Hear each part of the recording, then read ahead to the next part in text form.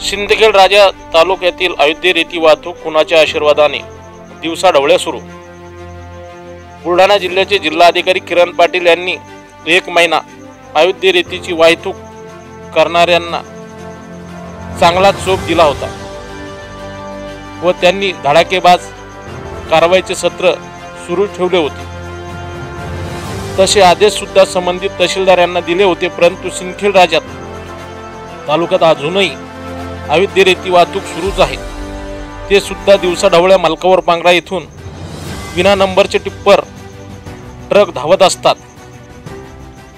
या अयोध्ये रेती वाहतूक करणाऱ्या टिप्परवर महसूल अधिकारी व पोलीस कर्मचारी यांनी लक्ष देण्याची गरज आहे, अशी चर्चा पब्लिकमध्ये जोर धरताना दिसून येत आहे।